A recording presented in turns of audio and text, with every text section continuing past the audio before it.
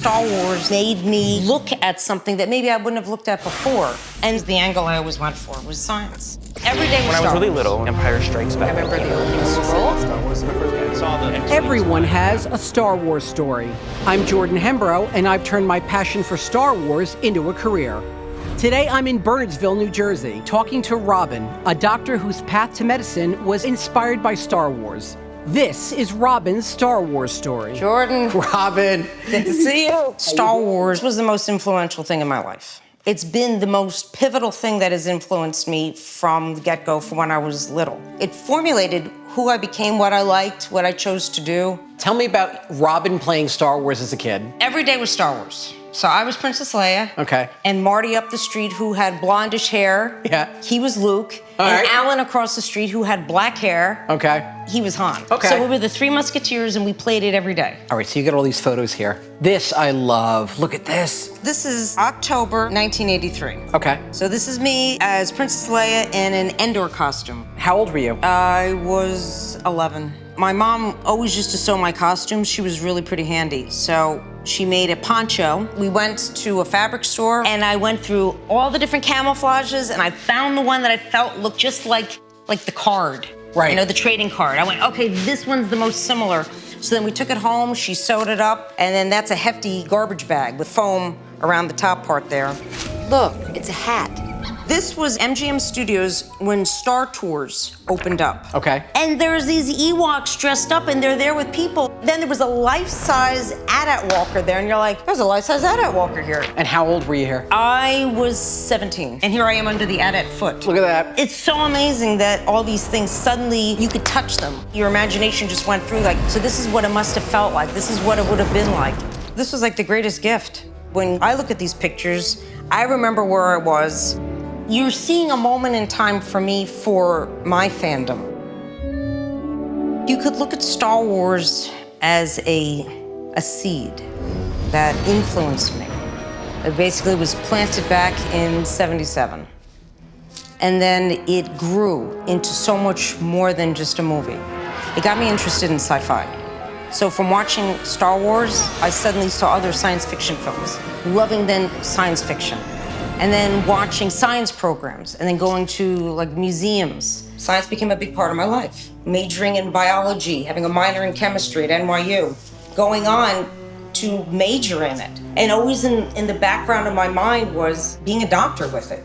Doing something with it that would be interesting for me, like challenging. And that was always the angle I always went for, was science. It's not like I watched these films and said, oh, I'm gonna be a doctor. It's just, it's a layered thing that has happened over time. It's an evolution unto its own that it made me look at something that maybe I wouldn't have looked at before. It is useless to resist. For example, I think we were all horrified when Luke lost his hand. That was a shockaroonie. But at the end, you saw a prosthetic hand being integrated with his skin, and suddenly he had a hand again. And you're like, thank God that's over. But that didn't exist back then. That was science fiction. And today it's not. This is what you do. This is your specialty. Yes. You work with feet.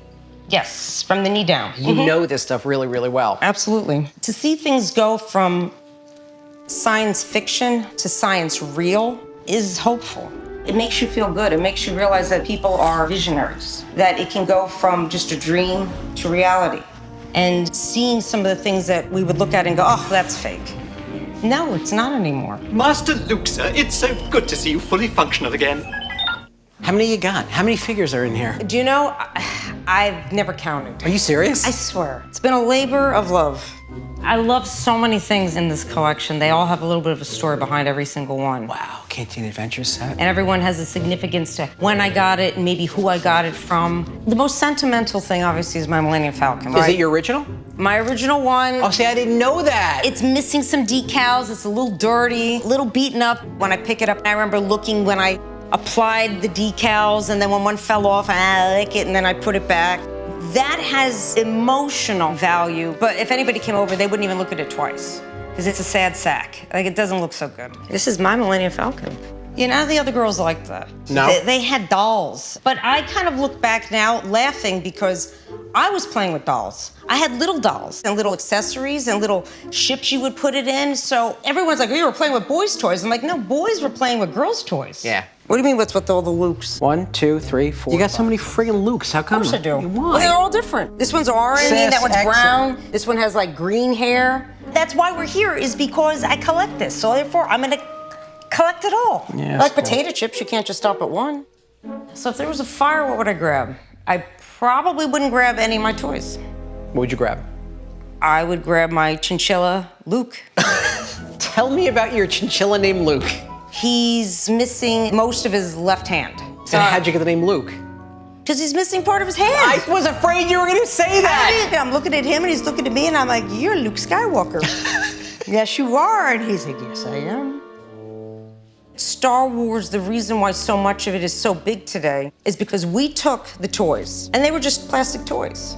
We took them and we played with them. We made it so much more. We made it our own. It was our playtime.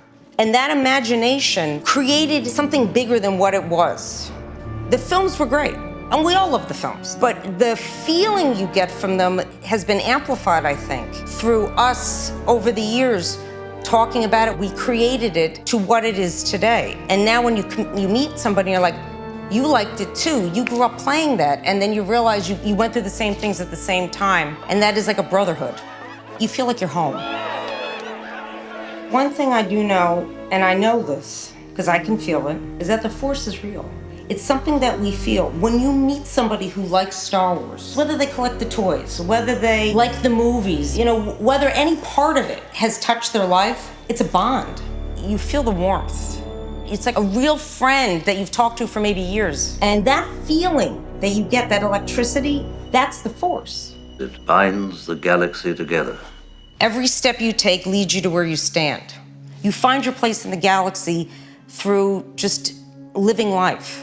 And eventually, it all comes around. It makes sense eventually. It really is because of Star Wars that I'm a doctor today, and I have all of this in my life. It's not too corny. No, it's beautiful. I like that.